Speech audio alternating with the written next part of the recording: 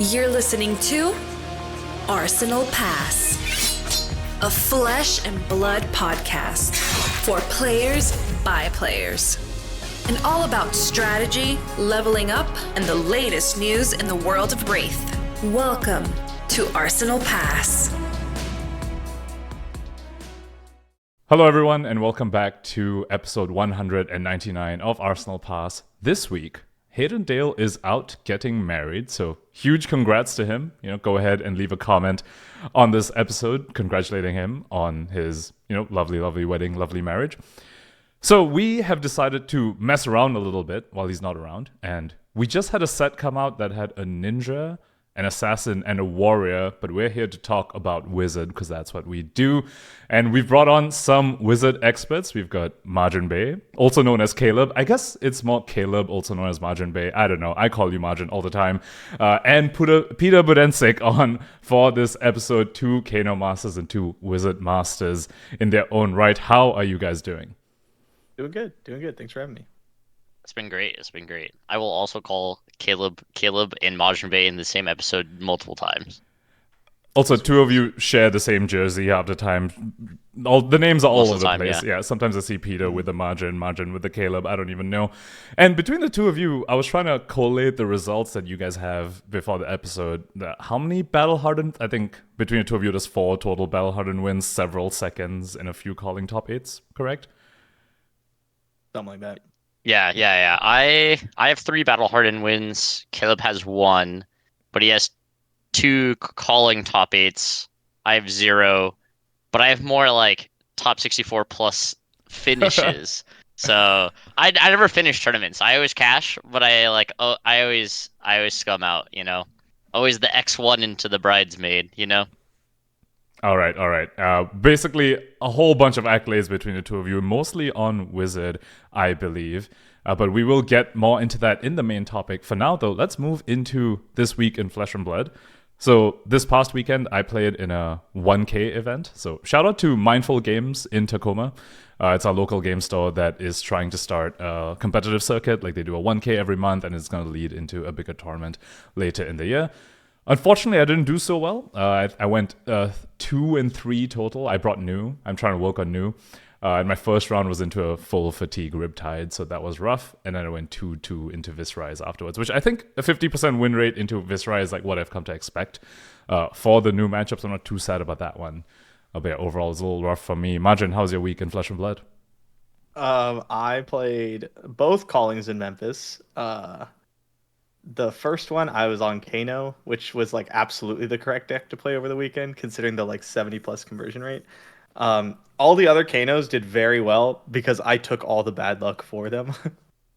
It was like a horrendously misfortunate calling for me. And then I played the sealed calling, made my first ever limited day 2.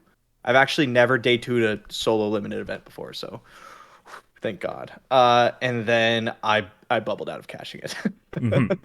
That makes sense. I mean, I've heard people say Kano players can't draft. Is that true? Well, Vor was top 8, so I don't know. All right, so I'm excited to hear about your terrible luck at the CC calling on your story time. I'm sure that'll be coming out. Might be out by the time this pod drops. But Peter, how was your week in Flesh and Blood? So while Caleb was cosplaying as Brendan Patrick at PT1, I was winning. That was a crazy line, wasn't it? I was winning in the calling. I win 6-1 day 1 with Kano, and then finished 8-4 for a top 32. Finished like 29th for min cash, and then I played the Commoner Gold Foil event. Never played a Commoner Gold Foil event before. But my flight was like kind of early on Sunday because it was the only flight getting back to Vegas that was like reasonable. Because I had to work on Monday, and I actually top 8'd with Fatigue Enigma in Commoner that I got from Matt Muse and Adam, and fortunately threw my quarterfinal games quite horrifically because I was swinging with a Spectral Shield with Reality Refractor for like the entire day, which costs 1 because it's a Spectral Shield because Enigma makes it less. but I had a Waxing Spectre on the board and tried to pitch my Sink Below to attack with it, and I lost on the spot, which was embarrassing. So, but it was very fun. The Commoner Goldfoil events, They're so fun. everybody there was having a good time, which was like the best part of it. Like I love playing Battle Hardens, but that honestly, Commoner Goldfoil events were really fun to play. I will play Commoner Goldfoil events over a Battle Hardened every single time, if possible. I thought Icelander was the pick in Commoner. Or am I out of the loop? I think it is. I think Icelander is still the best deck. Fatigue Enigma has won the last 2 in the US. It won in. I did beat that matchup. Just saying. Oh, okay. But did you win that Commoner Goldfoil event? No, I died to Boost Dash. Actually, I heard Commoner Kano won Prague. By the way, for the Goldfoil event. So I think the format is like super unexplored. It's super unexplored and it's like super sick. And I actually can't wait. But like I was playing that Enigma deck the entire weekend, and I was like, this deck is crazy. No, it's crazy. Matt's been killing on it. Matt Muse. The other Peter Budensic, that one. Yeah. Well, now Peter Budensic is Matt of the South because he loses every time they play. I see. I lost in Swiss. We were both 4-0. There's 5 rounds, and I lost the Peter battle, and now I'm Matt because I lost. Matt of the South. Okay, Matt of the South. Yeah. Is that where that photo is from? There's a photo of the two of you in Calling Memphis. Spider-Man meme. It's so funny. The Spider-Man meme? Yeah. It's so good. So speaking of Calling Memphis, we've got some news. Calling Memphis happened this past weekend, and it gave us 3 full days of CC coverage. The 2 of you were playing in it, so y'all obviously didn't get to tune in, but the coverage was amazing. Shout out to the casters, Ellie Bird, Samuel Byrne, and Nathan Crawford came on for the Battle Hardened portion of it on Sunday. Really enjoyed the cast, really enjoyed the coverage. We saw a few breakout decks. The full Redline Syndra list came out. Obviously, it won the CC calling as well. And Prism seems to be back on the menu. Managed to take down the Battle Hardened. So congratulations to our winners. Brody Spurlock for taking on the CC calling. Michael Hamilton for taking down the limited calling. No surprises there. And Kevin Murphy for taking down the CC Battle Hardened. Really excited for that. Despite a Prism winning the Battle Hardens, it's lovely to see you guys. Cheer for him. Yeah, being so supportive. So regarding the calling, there has been some controversy going on lately regarding one of the players' actions in a non-streamed game. Now, I personally haven't spoken or heard from anyone directly involved. Like, I haven't spoken to the players themselves, or the player or the opponent, nor any of the judges. So I don't feel like I have the information to comment on this. But I will just say that I trust the rules and policy team to handle the situation fairly and do whatever's necessary to prevent this from happening again. I do think that they will deal with this in an appropriate manner. Anything from you guys about Calling Memphis? It was fun. And probably the 4th card game event I've been to that was connected to a cheerleading competition, which is just weird that it's happened that many times. Like, if you walked out of the conference hall, I walked out of the conference hall to like take a break and like clear my head, and I almost got cartwheeled into by 8-year-olds like so many times. I just wanted a little peace and solitude, and then I had to try not to trample children running and jumping around. And like, I don't know, that's just happened. That has happened multiple times, which is, it's like that one meme where it's like, that's not a lot, but it's kind of weird that it happened that many times. Yeah, just 4th time? Yeah, I knew it was a cheerleading thing happening. 4th time. Mm-hmm. It was weird because like when we were there on Friday playing day 1, they weren't there, and then on Saturday they were, and I'm like, in the middle of the round, I like call the judge to use the restroom like in the middle of the round, and I walk out and I was like, why is there like 8-year-old cheerleaders here? Like, what happened? Like, I don't know. It keeps happening, and I just don't know why somehow card game events get paired with like the most random other events possible on that weekend. Were you also upset that your Kano hit a Kindle, or was that just a margin? Let's just skate them. Oh, okay, cool. All right. So with that, we're going to move on to the command and cookout. If you want to get your questions in for the pod, leave a comment or email us at arsenalpassfab@gmail.com. You can also message us on Discord or come up to us at an event and hand us your question in person. However, this week's command and cookout, gentlemen, comes from me. I've got 2 of you Wizard aficionados on, so I figured I'm going to take this opportunity to ask you guys a question which I think all of us have strong opinions on, and it is, which Wizard mirror is your favorite and why? And by wizard mirror, I mean it could be either the same hero or any wizard versus any other wizard. So I would count like Iyslander versus Kano as like a wizard mirror. So which one is your favorite and why? Margin, why don't you start? I gotta go with the Iyslander mirror, specifically the Iyslander mirror before the Amulet of Ice ban. I thought that was really interesting, and the end game seemed to come down a little bit more to like a combo esque, like flurry, like Kano style flurry at the end of the games, and then after Amulet of Ice, it was like a little bit less so. But I would say it's like Iyslander mirror. Iyslander Kano was super interesting until like the Icelanders figured out the matchup, then it wasn't interesting. And then there was like the Kanos with the Bulls, and then it wasn't interesting for the opposite reason. And then so I would go like Iyslander mirror, and then Kano mirror pre-tome ban. Iyslander mirror post amulet ban. Kano mirror post tome ban is like down here probably. And then where's Iyslander versus Kano in that? Oh, I guess that's way below because you said you didn't like it either side. Yeah. I don't think it was like it was still a wizard mirror, and I really liked it. But I feel like once you kind of figured it out, it was like just going through the motions for the most part. It's interesting that you say before the Amulet of Ice ban you prefer the Iyslander mirror. I like it. Yeah, I preferred it post Amulet of Ice ban because I found that Amulet of Ice kind of introduced a little more variance in the Iyslander versus Iyslander mirror, where one person can there's just more board state pieces to find, and one person might just like snowball on board state because of it, and that sort of reduced the skill expression in my opinion. Whereas post Amulet of Ice ban it was just like Insidious Chills and Frost X's. And I think that led. Frostex. Sorry, I don't cast Frostex. Come on, man. Oh, come on, that happens sometimes in Iyslander mirror. Like, and that's the thing, right? I feel like it was, those pieces take a lot more for you to go ahead and resolve compared to Amulet of Ice. That you sort of you're forced to make those decisions whether you want to like sacrifice Sampo to go for this combo-esque thing or whether you even had the space to, and it led to a whole bunch of decision making. So for me, my answer is Iyslander versus Iyslander, but post Amulet of Ice ban. Yeah, both great. Yeah, still great. Like I still kept them both. You know, they're both up here still, and I love the Kano mirror. Right. All right, but Peter. Kano post home ban is. All right, Peter. Give us your spiel. I sense it. I sense it coming. I'm not going to stand for this blasphemy of this Iyslander. Just disgusting. The best part of that is when we tested for Worlds. There was like Worlds Barcelona, and I didn't know what I was going to play, and then Caleb convinced me to play Iyslander, but I've never played the Iyslander mirror because I was always a Kano guy back in like the Lexi meta, and then right when Lexi got banned, that's like the Worlds meta. But I never played the Iyslander mirror before, and you guys sat me down for 3 days in the Airbnb and beat the Iyslander mirror into me. I think we played like maybe 20 hours in 3 days of just like pure Iyslander mirrors, like knowing the decision points, every single like aspect of it. And I went from like, I think the first day I went like 1-16 in Iyslander mirrors, just like conceding when it was like unwinnable basically. And then I was winning later into the weekend.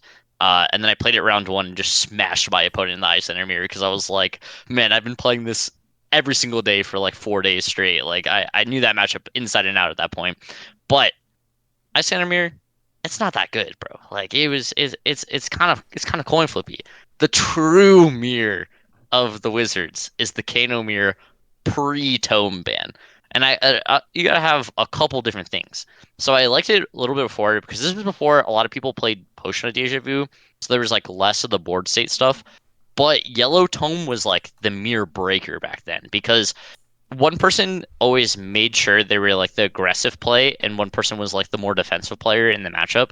And if you were ahead, like behind, the way you could come back is resolving Yellow Tome from Arsenal because you would gain life off Tunic.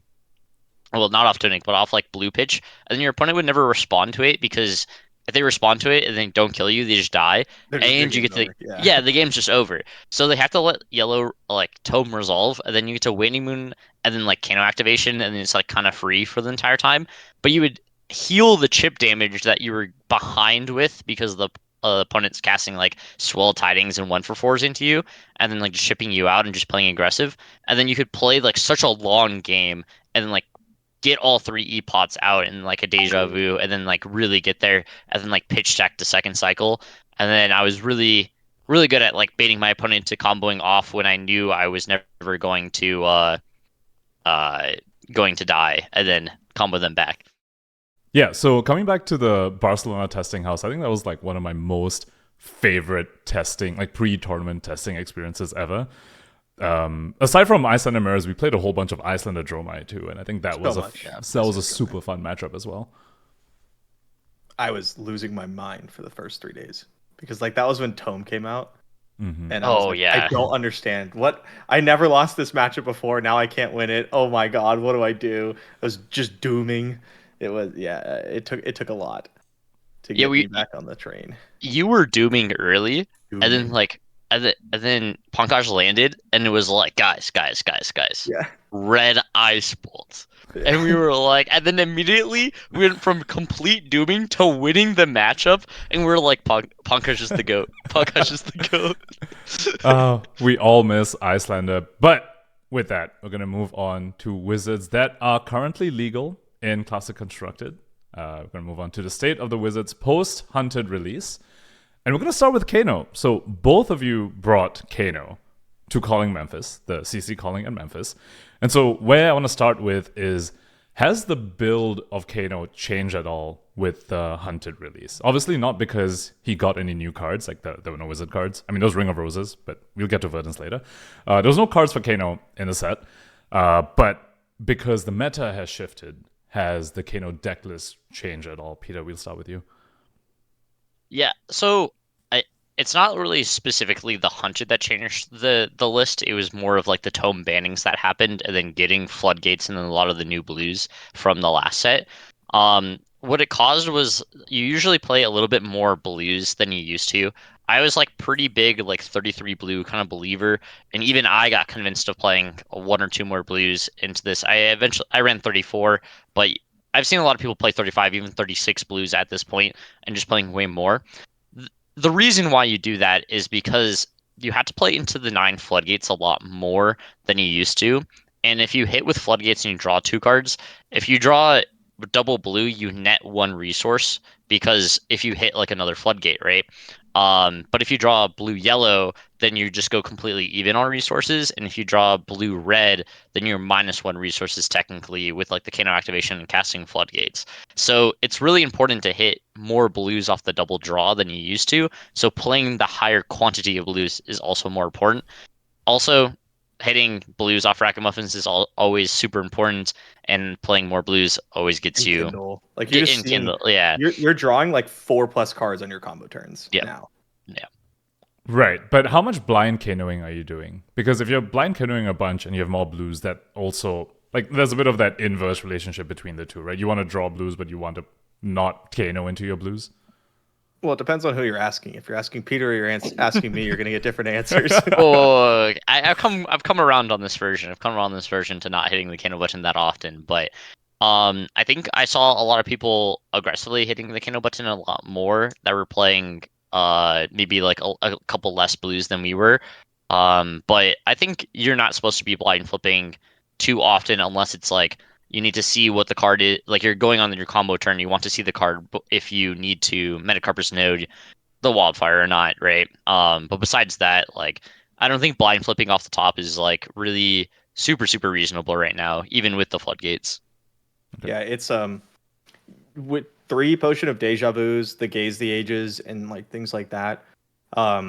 Most of your turns are pretty deterministic, and you usually have to take like a blind during a combo turn because your combo strings are like 4 cards for the most part now. So you usually have to take like a blind. It's either going to be like a blind draw or a blind Kano. And so when you can't take the blind draw, you like need it to be a blue. And you take the blind Kano or whatever. A lot of times you can put yourself in a spot where like it doesn't matter what you hit as long as it's not a literal brick. You're gonna be okay. So yeah, you're not just like you're not blinding as much. The decks like aren't quite as fast outside of like Syndra and things like that. So you usually have a decent amount of time. Okay. By the way, Majin, has your build of Kano changed at all with the Hunted release? Yeah. So I was playing the like Unga Bunga 9 open the floodgates version. And then last meta, like Rosetta meta, we played Sonic Boom and things because everyone had like at least AB3 and prevention. It was so awful to play in that meta. And so just like you couldn't just hit wildfire for 2 and then get like lessons blazing. It just wasn't enough. You need to have longer chains because they were going to prevent so much of your wildfire damage. So you played Sonic Boom. It's the horrendous tempo card because like your whole dex misses and it's just poop. But like it's really good when you have Deja Vu and you need to get extra damage in before you're blazing because they're going to block so much of it. But now AB and Spell Void is so far down. We were actually seeing that at the end of Rosetta, where Kanos were like quietly doing really well in tournaments, even though there was only like 1 or 2 in any given tournament. They were going like X1 and then missing top 8 or whatever. And people were just not prepared. So I was pretty locked on Kano like even before Hunted came out. But the changes I made was that I took out Sonic Boom, put in Aether Flares, and then took out the Potion of Clarities because your combo turn doesn't have to be quite so like giga combo, right? You don't have to nuke them. Now you can just have like a good combo and kill people because they don't have AB. Like everyone's not rocking AB3 Spell Void 2 anymore. Right. So speaking of that, yeah, it does seem like the meta has shifted to being a little more aggro, redline / also there's a little bit of Kano disrespect potentially. There was a lot of disrespecting going on. Yeah, there's a lot. Yeah. So actually, yeah. So before we move on more to like the meta surrounding why you might want to bring Kano, why did you two bring Kano to Memphis this past weekend? Like, what did you guys see that made you think, okay, wait, this event I could bring Kano to? Margin, we'll start with you. Yeah, basically the disrespect in the Rosetta meta. Like I play a lot of Kano games, right? And so I kind of know when like the matchups are good, when the matchups aren't, how much AB people need to be playing in order to like keep you down. And people were just way below that threshold by the end of Rosetta, but I didn't want to play Kano anymore because I was just so tired of like the swinginess of the deck. Like Aurora was still popular. Enigma was everywhere, and the current builds of Enigma were really rough because they had like pummels, all the like wanings and waxings, erase face, red spears, just like stuff that was making things really difficult. And I knew that people were going to be putting in a bunch of cards for the new stuff, and a lot of decks that were going to be new or more popular just can't afford to run a lot of blues and don't get easy access to Spell Void. And so I was like, just like, yep, Kano's going to be the pick. Time to bring the boy. And I kind of just let all the Kano players like that were going no. I was like, yep, it's Kano time, guys. It's also the first weekend. Like, this was the first weekend of the set dropping, so everyone's still running all these untuned, sort of unrefined lists. Yeah. And They're slower, clunkier. Yeah. And the first thing that goes, like when they're like, oh, for this matchup, I don't know, let's say like for the assassin matchup, I want these more D-reacts. The first thing they cut would be the AB and the Spell Void, right? Absolutely. Yeah, we haven't seen a Kano in like 4 months, bro. Obviously, we cut this. Yeah.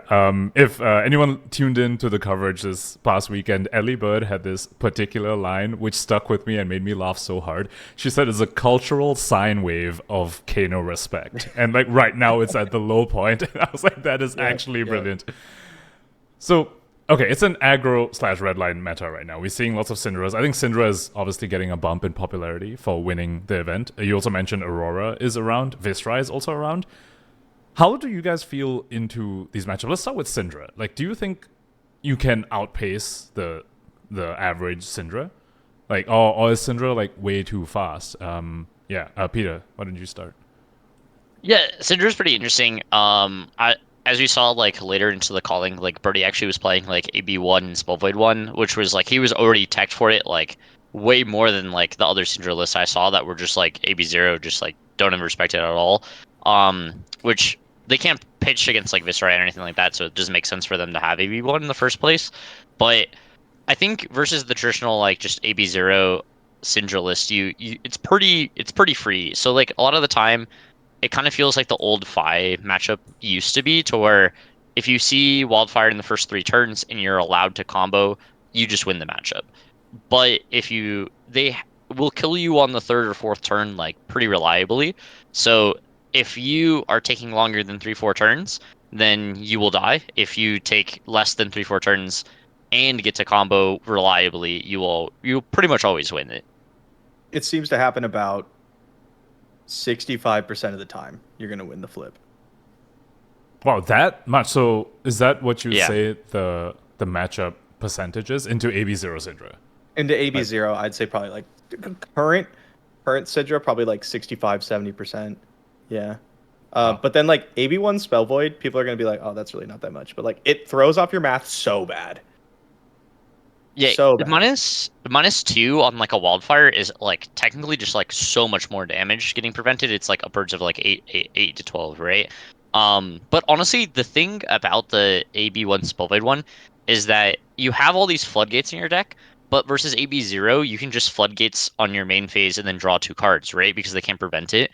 And then you can get even further into your deck by activating Kano again, chipping them out more, and then your Wildfire actually doesn't need to do that much damage. Like say you draw a red off of your Ragamuffins hat, then you can't like pump it with like Metacarpus Note or something like that, and you do less damage. But if they have the AB1 Spellboy one, you do have to have your Wildfire hit for 6. Well, it'll hit for 4, right? Because the AB1 Spellblade won it, but it needs to at least hit for 4 for you to do enough damage. And you can't just floodgates, get the free chip damage, draw 2 cards, get even further into your deck. So you see less cards, you do less chip damage if you're presenting these floodgates on your own turn, if they give you a little bit. So it changes a lot, just like that you wouldn't expect it to. Yeah. If your opponent's playing like AB0, like you mentioned with the floodgates, like there's several games, not during the calling, but like in prep and stuff, where I'm playing Kano and I like Kano on my turn, and it's open the floodgates, and I have a different color open the floodgates in my hand. Like I'll go like, okay, open the floodgates, Metacarpus Nodes, draw 2 cards. Open the floodgates, Metacarpus Nodes, draw 2 cards. Like I'll just burn my nodes just because like I'm chipping damage, and anytime I hit a floodgates, like I just get to draw 2 more cards. You know, I could save my Crucible for a Spindle or like whatever. Later, it's just you just have so much freedom to like abuse all the mechanics that Kano has. Yeah, I somehow never considered about Open the Floodgates being played on your main phase, like on your own turn. But yeah, now that you bring that up, it's like against AB0, you can just free roll that basically. Mm-hmm. And yeah, okay, yeah, that's a great point. So between the aggro decks, between Syndra, Aurora, and Viserai, which one of these 3 would you like to face like the most, and which one do you like to face the least? Margin not Aurora. I just don't want to play against Aurora. I think Viserai is like. Oh, sorry. Go ahead. Because Spell Void 2, is it? AB3 Spell Void 2. On hits that are 4 and always go again is like such a disaster for Kano, because you have to commit to whether or not you're blocking like immediately. Or if they're just like, okay, snatch, go again, and then they stare at you, you have to like decide immediately if you're blocking or not. And then if you are blocking, they just get to play all their cards and not worry about you doing anything. But if you don't block, they're threatening like so much power on their turn. Makes the matchup really difficult. I was quite lucky this weekend. I started the tournament playing Aurora and finished the tournament playing against an Aurora, and both of them didn't have Spell Void in their deck. And basically, the matchup with Spell Void 2 or Spell Void 3 versus Aurora is like very losing, like 40%, maybe like around there. I don't even know if it's that high. Yeah, like 30-40%. Like it's pretty bad, right? Like 40% on like a good day. With them not having Spell Void, it's like it's above like 50% at that point. Just because like it comes down to like, yeah, they do a whole bunch of damage, but if the guy that I played the last round only had AB2, he only played the chess piece, didn't have the boots. So like I just comboed on turn 2 and he just died. Like, so I think it's like pretty interesting on that point of like how much respect you get it, but most Viserai lists I see are always playing AB3, like kind of no matter if they're playing the aggro Vis version or the like more slow version. That's what the DRX. But even the slow version is playing Shelter, which like sometimes can be a silver bullet against you if they draw it on the correct turn. Do they bring Shelter into Kano? Like, is that something you guys have seen? The entire weekend, everybody did. Yeah. There's like people don't have enough cards to take out, and they're like, oh, I guess like. All right. It stops like. It's pretty good. 8+ damage on your wildfire turn, but it's horrendous if it's not on the wildfire turn, but it's amazing if it's on the wildfire turn. Yeah, let's see if you open the floodgates on wildfire, it stops 8 on a 3. What is that? Yeah, 8 on a 3 spell turn, which is good. But yeah, if you just draw it like Peter said, it's terrible. It's horrendous. Yeah. Cool. Okay, so looking forward to this weekend. All 3 of us are going to be at Battle Hardened Portland. What are your thoughts on Kano's position coming into this weekend? Because I think at this point, from Calling Memphis, I think people, the cultural sine wave of Kano respect, I think it's going up a little bit, right? Especially since the winning list also had AB1 Spell Void 1 in it.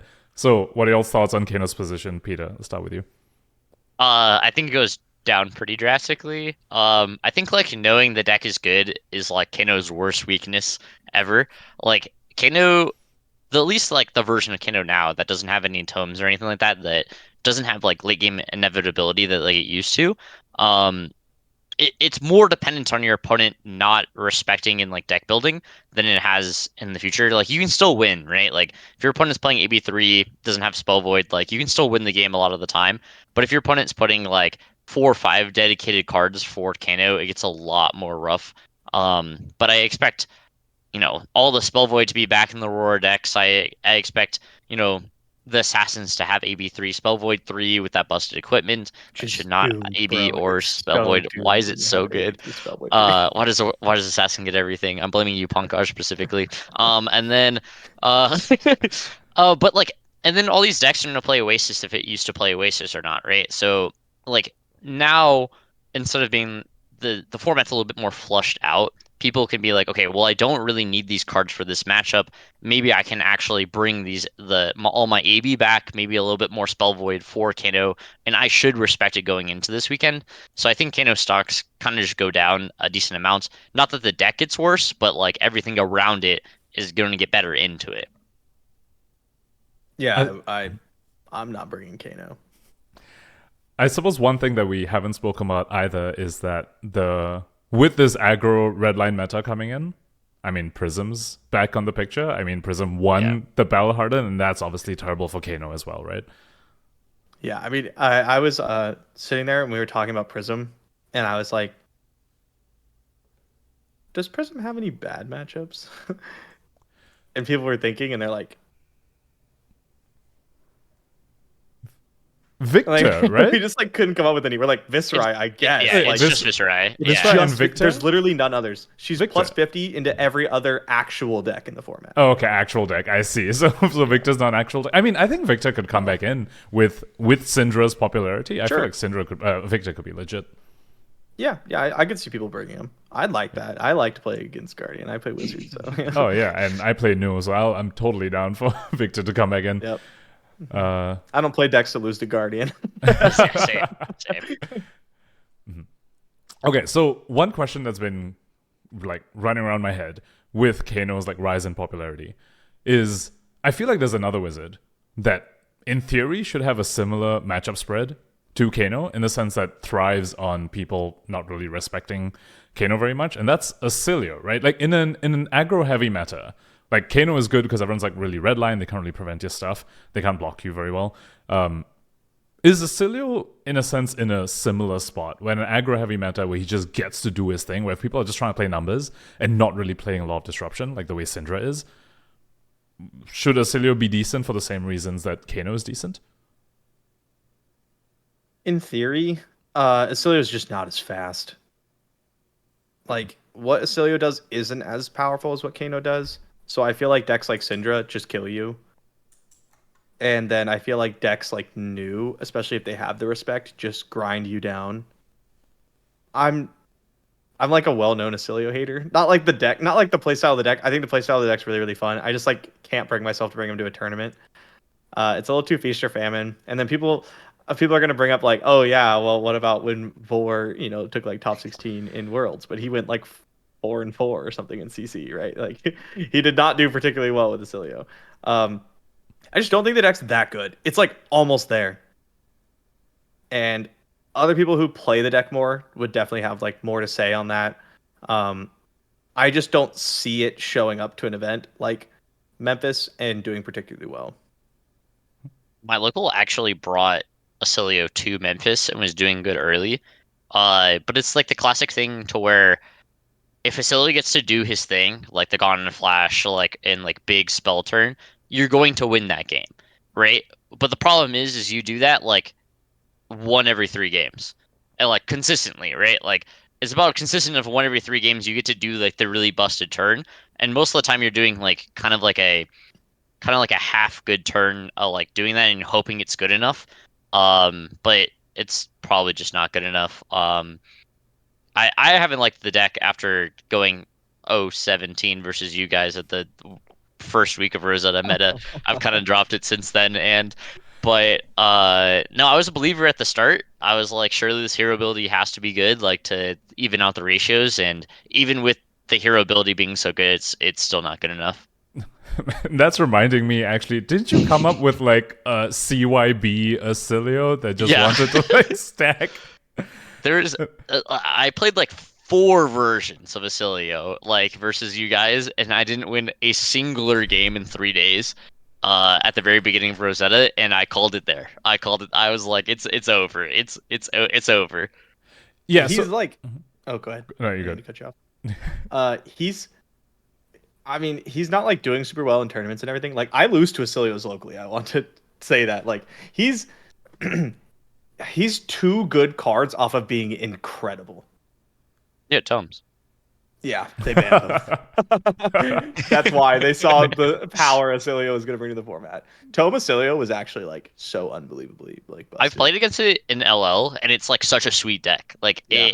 it actually feels fair for an LL deck because it's like what the CC deck was like designed to do, and it's like just not consistent enough to be like the best deck in that format. But when it does the thing, like I got turned 1 by Ailio at that LL calling, and he did like 200 damage to me, and I like he turned turn 0, just played like double draw card thing, and then I died on the next turn because he just drew 6 tomes, and I was just like, oh, you just get to draw 20 cards on 1 turn, and so like you never whiff on in this format versus in the other format you get to whiff, and I was like, well, I'm dead, and I just shook his head and, and I was like, I'm gonna go play side events now, I guess. How were they giving the tomes go again? Are they running Channel Thunderstep? You don't need to give them go You just again crack the because the boots get play all the instants. You draw Right. 2 cards, you draw 1 instant, you get the action point back, and then you draw another 2 cards. I And see. like I Blink see. is 2 action points. Yeah. And they're just pumping Like- a staff the entire time. Yep. Yeah, Blink Yep. with tomes in Acilio was so absurd. So absurd. So good. Mhm. So good. So in CC, then it seems like it's not so much that people have disruption for Ailio. It's just that even when he's not disrupted, he's just not able to do his thing. It's kind of what it sounds like. And his thing is really powerful. When he does get to do the thing, you're gonna explode. But like incredibly fast decks and decks that can like kind of play defense while disrupting like the assassins. I think both new and I think Marionette probably gives him fits, honestly. Because it's just so efficiently presents disruption. I just Mario don't see does him a like, lot of damage. yeah, that dude does so much damage. I just don't see him like popping up. Unlike another wizard who may be winning events. I don't know. Yeah, that's interesting because I think we've also been seeing like a decline in the number of weakest links that people are playing. I'm not entirely sure why. I guess it's because Aurora is falling off a little bit. Oh, for some reason, I think she's just less popular, even though she's kind of, I think, still strong. But yeah, and fewer MST heroes maybe, and then people are like cutting the weakest links, which in theory felt like, okay, maybe Ailio can do something because you're playing against like Syndras and stuff, which aren't really disrupting you. I think I'm gonna say something crazy. Okay. I don't actually know if a Misfill hero is the best deck in the format anymore. And I will stand by that statement because like watching people play Zen this weekend into other decks, like I think Zen do well. like Zen didn't really do well. New didn't really do well. Like obviously like 3 out of like 26 news I think it was like made day 2, and like obviously there was like I think it top 8'd like 1 copy top 8'd, 2 copies top 8'd. Yeah. But like the news that were doing well were doing very, very well, but like the majority of the news were not doing well. Same thing with like Zens. Like I saw Zens in day 2, but I did not see them winning in day 2. And then I saw Enigmas also in day 2, but not winning in day 2. But I think MST like reacts to the formats really well, but especially like super early into the format, it's going to struggle.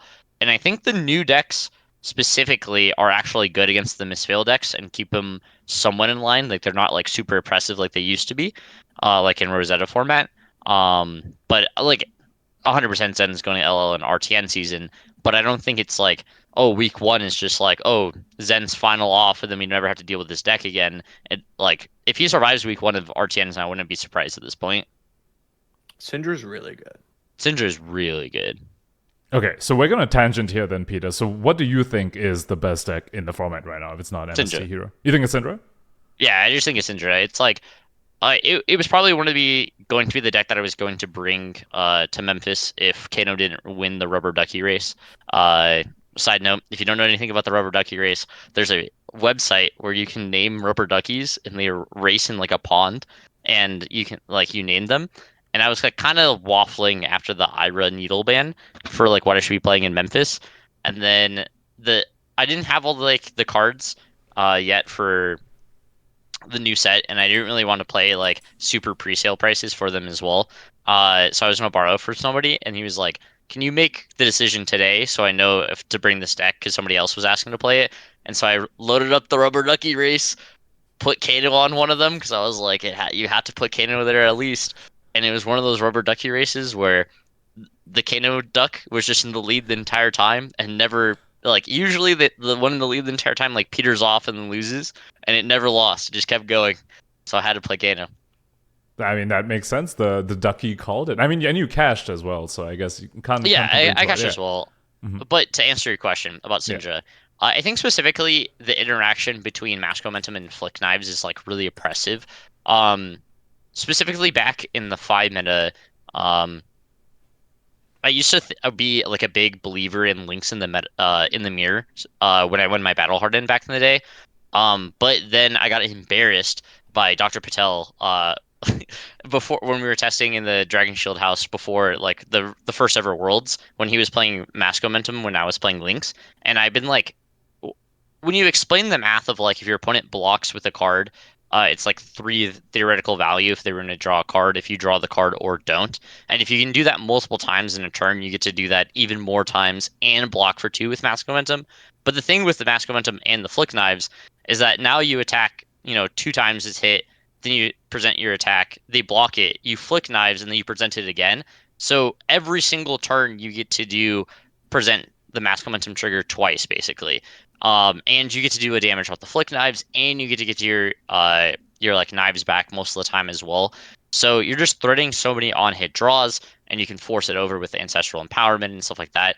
I think that interaction specifically is the reason why Syndra is going to do so well moving forward, especially when the chess piece, whenever you flick your knives, you can just gain a resource every single time.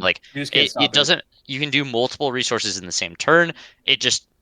Until you hit 3, then it will die, and you can just get 2 resources and then block for 1. And it's very once your equipment leaves, you can just play a fair game or just keep pinging them with the Flick Knives 1 a turn and do unpreventable damage. It scales very well.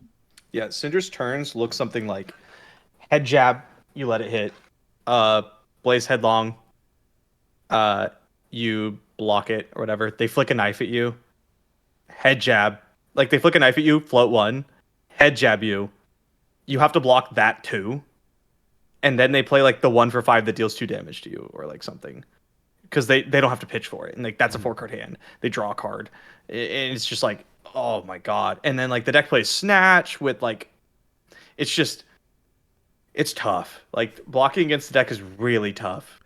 Yeah, the amount of times I saw people block the Mask Momentum triggers, and I even did myself block the Mask Momentum triggers, and they're just all right, Flick Knives, get a resource, breaking point, your arsenal is destroyed. You're just I draw a card. And they draw a card. And you're just wow, they just attacked me for 18, drew a card, and get the arsenal for the next turn, and killed my arsenal. And I'm just and now I have a 1-card hand, and I'm well, I can't, I Arsenal pass. Yeah. And then they're just do it again. Or 1 for 7 at the end of the chain this time. And it's just it's very good. It's very good. I agree Syndra is really, really strong, but I do wonder how much of a performance this past weekend was people, I guess, not being prepared for their Mask Momentum interaction specifically. Because some play pattern that I was seeing a lot was people trying to block the mask on the second chain link. The way you would against a Katsu or something, right? They'd always be oh, it's the second one, you block it here. Because if they get over it, you still have the third one to block. But against Syndra, whatever you block, they will just flick there. So I think once people get more used to looking at the hand and realizing they need to commit at least 2 cards to stop the mask, or just let the Syndra have it. People aren't used to that play pattern yet. And I feel that was one of the reasons why she was doing as well as she was this past weekend. And I expect once people get better at playing against her and recognizing this play pattern, that her stock goes down a little bit. But I do agree with y'all that she is incredibly, incredibly strong for sure. I think people will adapt, but when I think about like, okay, how am I going to adapt? It's not immediately obvious. Like when I think about, okay, because I knew Syndra was going to be really good going into this calling, right? We've been getting our ass beat by Yuki for like the last week. And so it's like, okay, how do I prepare my deck for Syndra? And it got to the point where I was thinking about like new all the time, and I was like, man, I'm just gonna play Kano. Like, screw this. Like I just, I'm playing decks that are like kind of tuned into Syndra, and I'm like still getting my ass beat. So it's like it's not immediately obvious how to shut this down. I'm sure people will figure out ways, but like it's not so easy as, oh, okay, now that I know this is a thing, I'm just gonna beat it. Mm-hmm. Yeah, it might Yeah, be I don't just think switch to Syndra- Victor or something. Sorry, yeah, Peter. Yeah, sorry. I don't think Syndra is like Z tier or anything like that. Like I think it is just like a solid Very good aggro deck. like probably the best aggro deck like currently. Like maybe it's like in like even with like Viscerai currently until it leaves, but I think it's just solid, right? It's like you look at your hand and your hand basically does the same thing. Like it's really hard to brick on a 4 card hand when Viscerai can brick on a 4 card hand. So like you're you're good with small hands because sometimes you just go like 4-4, and you're good at long hands doing like 26, like and like drawing to get the 6 card like hand. So I think it's good. I don't think the counters are like completely obvious, and I also thought like maybe like surely the assassins have to be good against like new probably just like disrupt shit. And then I like watched the top 4 game and he got ran over. I like had disruption and got ran over. And I was just like, oh, well like what are you supposed to actually do against this? And then thinking about Guardian and then realizing why would you play Guardian when everything else beats you? So it's like, yeah. New versus Could be a Syndra. Florian angle. Did you say Florian? Could be a Florian angle. Wouldn't Florian You've just been get talking run to over Vishra too? too much. I don't know. He gets a lot of block fours. He's got an incredible fridge. He's got Yep. unstoppable disruption, which I really like. Not that she's stopping most of your disruption anyway. Lots of life gain. I don't know. He's just like he's got like the embodiment of Earth turns are incredibly strong. Like I've had when I'm struggling against an aggro deck and then I play like playing Florian into any red line aggro deck felt like always really good to me. I don't know. Not saying that Florian's like actually a good pick, but I could see the life gain angle being quite good against Syndra specifically because of how much of a damage is evasive and like, well, impossible to block straight up, right? You just can't block the flick. well, knives not and, for Florian. You get Yeah. Haunting Rendition plus Shelter and and Seeds. Seeds. Yeah, I was gonna say Seeds. Seeds is has been potential- great, actually. Seeds has been really good. I think Seeds is actually super, super good into Mario as well, actually, because if you can just Oh, stop yeah. yourself getting marked against Mario, it just turns off the entire deck. Yeah, it sucks Yeah, against new though. Shelter Yeah, is it's so whatever good it in is, this yeah. meta. Like every time I play Shelter, I'm like, oh, good against these assassins. It's good against burn up shot, good against Aurora and blocking like the 4 on hits. Like every time you play Shelter and like discard it for the ones, it's just a blowout. It's just a blowout. And it's still a 0-for-4. Like at worst, it's a 0-for-4. It does feel like if you draw Shelter against like a Mario or something, you just win that turn cycle. If you weren't already marked, they just can't mark Yeah. you through that unless they discard a Reaper's Call or something, and so you just like easily win the turn cycle. Coming back to the, we're talking about Syndra. So New versus Syndra reminds me a lot of New versus Aurora, actually. Where you're like, oh, wait, that deck doesn't block. In theory, I should be able to disrupt it. And then you disrupt it, and it just, like, jokes on you. I have 3 other cards don't that do care. the same thing anyway, so here you go. Here's, like, 12 off of 3 cards. I think it's Yeah. the repetition, it's like all the cards being able to do the same thing and like very rarely brick in the deck. And like, okay, cool, I can do all these cool on hit effects. And then Syndra's like, well, wait, I can also play a value game with shelters and wax ons and like set it with like loyalty beyond the graves and stuff like that. And you're just like, well, where did my value go of disrupting you? And they're like, yeah, I could play a 2-card 8 hand and be perfectly fine with it, an arsenal card. So, Peter, are you taking Syndra to Portland this weekend then?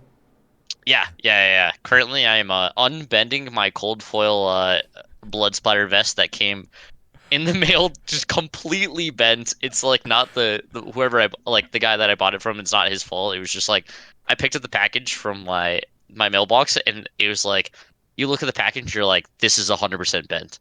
And then I don't know where I think I put the here. Yeah, the top loader, like it's bad when the top loader looks like a Pringle.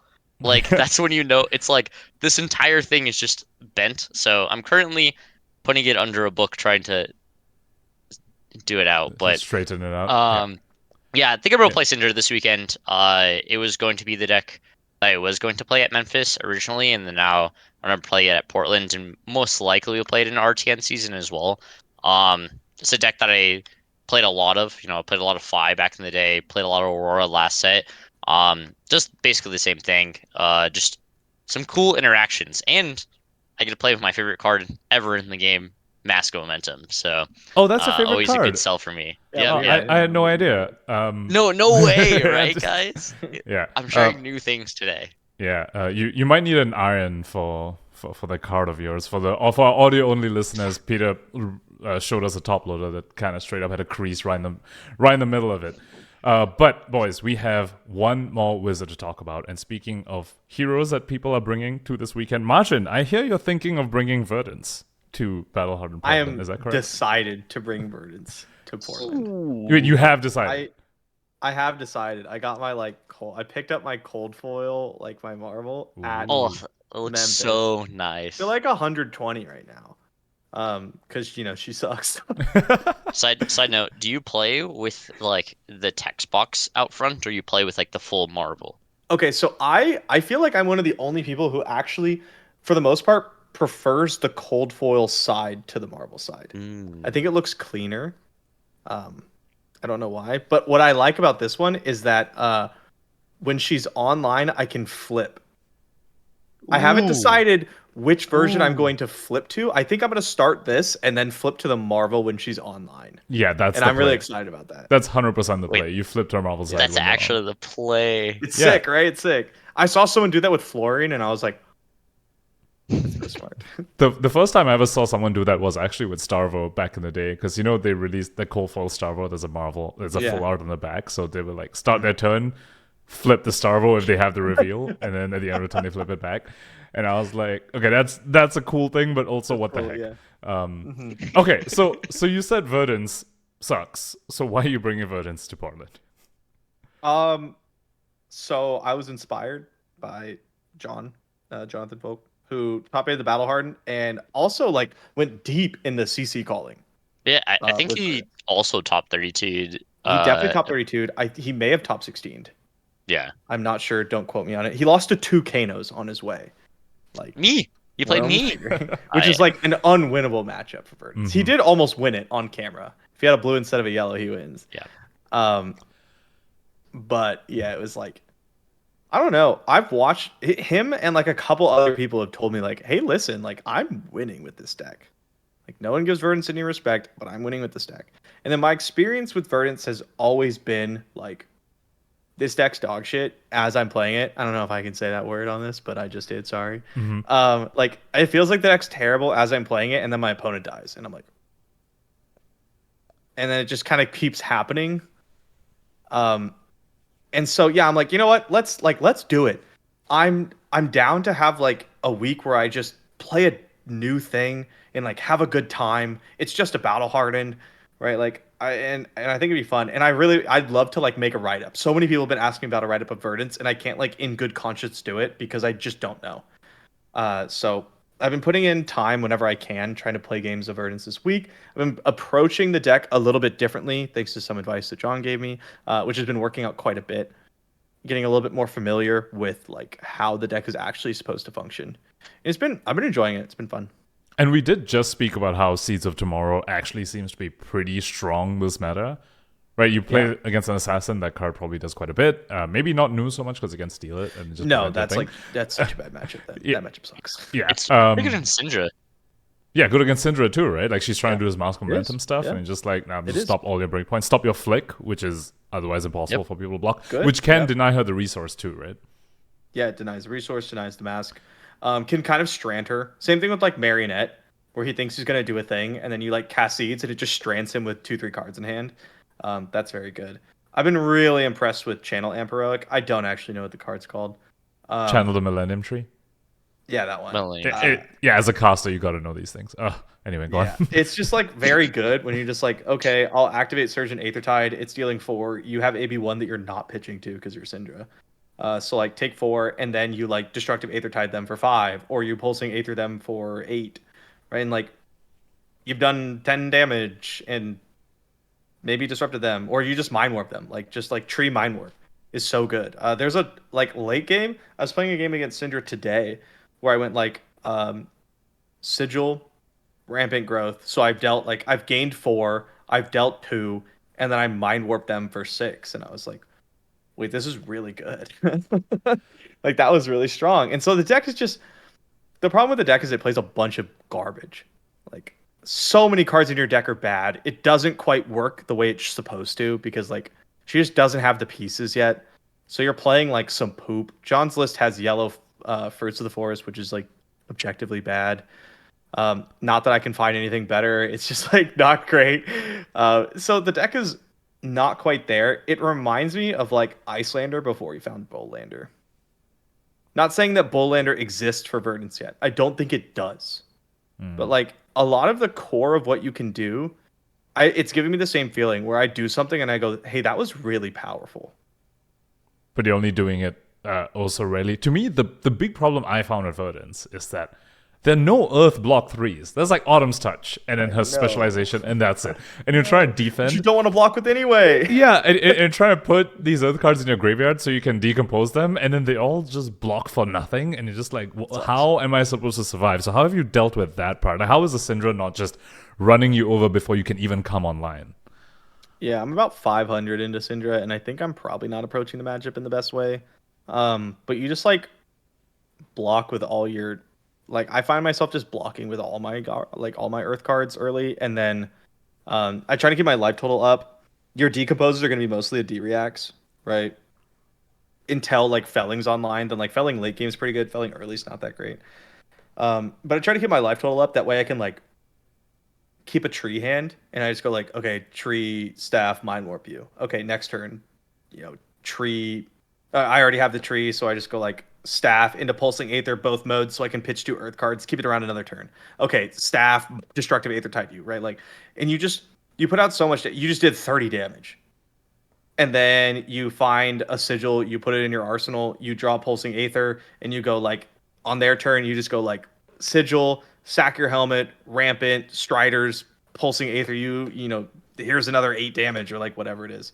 If you can get to your turn, it's even more damage. So like the deck it has a lot of damage, but you have to prioritize the correct damage, and that's something that I'm still learning, and I think I'm not doing the best at.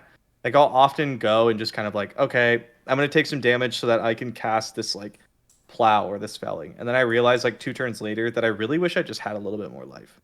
Like if I'd have just blocked with this instead of, then maybe it would have set me up better. It's something that I'm learning on the deck. Wizards value things weird. Yeah, and finding the pivot turn for Wizards, I guess Kano's maybe a bit different, yeah. But with Icelander too, you had to go through the whole learning curve of this is what you can pivot on and not this. Mm-hmm. Yeah, exactly. So it feels very similar, but like, again, it feels like you have 45 of the 60 cards. Okay, I have one question for you. Yeah. Did Ring of Roses do anything for this deck? I mean, you now have one really good card. So one card out of your 60 is good.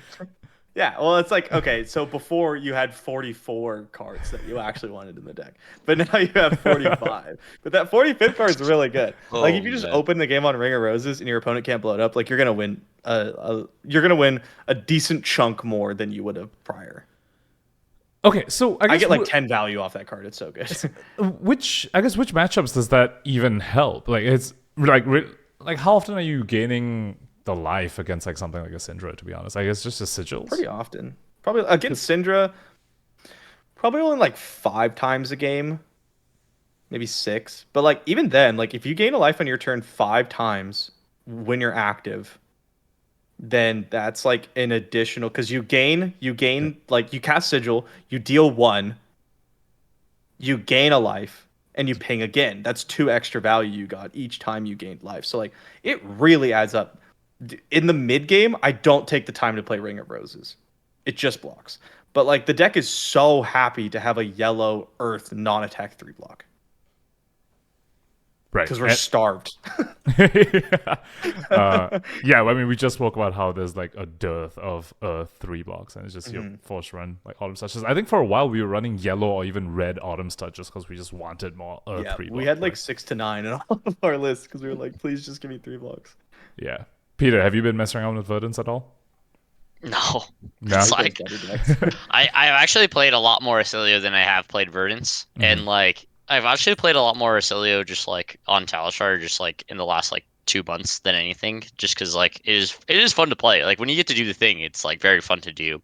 But no, I was never intrigued with Verdants whenever I realized it was just like you play on your own turn type of deck, and just haven't looked at too much for it. But I actually think it's in a pretty unique spot. Like I played against Sean this weekend, and I thought like the deck was doing some interesting things. Like obviously it doesn't do it against Kano, but I was watching him because like every single time I'd finish a round, I'd be like when I was XO or X1 like X1 for a very long time, and I was like walking around the tables, and I would like his games go long, so I was like walk by like watch his game, and I'm like, wow, I thought like this deck was a meme, but he just keeps winning and just kept winning, and then I just every single round I watched him win, and I was just like, oh, this deck is like way more real than we think, but he's just like the only person winning with it currently. He also put like 1,000,000 reps in.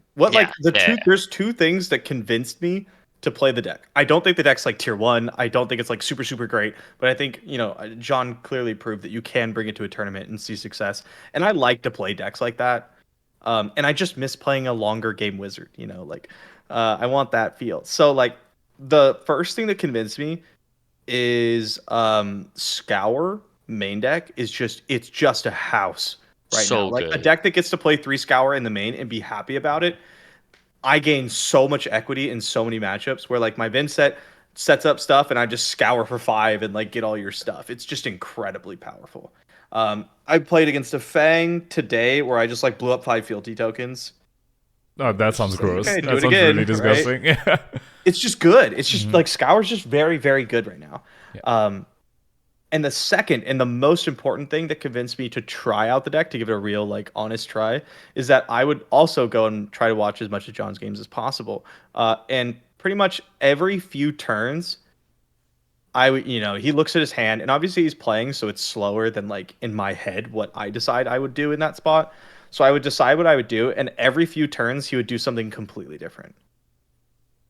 And I find that that's usually a good sense of like, okay, I'm clearly not like playing this deck to the full potential. It convinced me to try new after I watched you win the Battle Hardened, because it was the same thing where I watched you play and I just like would have made completely different plays on like a vast majority of the turns. And it's like, okay, there's a lot that I do not know. Well, thanks. I'm glad I could inspire you on that front. Scour mainboard, I mean, also Viscerai seems to be kind of one of the best decks right now. I mean, like, I think he's definitely tier 1. Like, I feel like his only bad matchup is Zen. And, like, right? Yeah, he's extremely good. Yeah, and then Scour mainboard seems like a house into that as well. Just blow up the effects. It's so good. Plus, like, you got a decent chunk of blues, but you also have, like, Seeds, Shelter's good.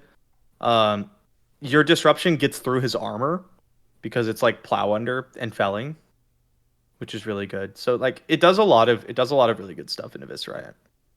Cool. Sounds good. Well, boys, this was an incredible chat about the wizards that are currently legal in CC. Thank you guys again for coming onto the podcast while Hayden is off getting married. Before we sign off, though, let's let our viewers know where they can find you. Peter, where can people find you? They can find me at Mask Momentum on Twitter, Mask Momentum on YouTube, and Metafy as well. Shout out my Metafy. But yeah, follow me all in there. I make also Blue Sky. I'm on Mask Momentum on Blue Sky as well. So just the same thing. Is it at Mask Momentum, but plus a whole bunch of numbers afterwards? Yeah, whatever they add on the end. Yeah, I don't know. I don't know how to change that personally. All right. Margin, where can people find you? Yeah, so I'm also on Twitter. It's in it's right below my name here. But mostly you're gonna see me do stuff on YouTube, which is also Majin Bay, and then I do a lot of content more competitively focused on my Patreon, which is Majin Bay's Wizard Academy, Oh, awesome. Okay, so definitely where I go talked a lot about new over the last 2 months. CYB new in particular, right? Exactly. Yeah. All right. Well, thank you guys again for coming on. I hope everyone enjoyed this episode with the Wizard aficionados. If you like this episode, go ahead and give us a like and subscribe on all the platforms, Spotify, YouTube, etc. Follow us on Twitter and check out our Patreon as well. And with that, see you in the next episode.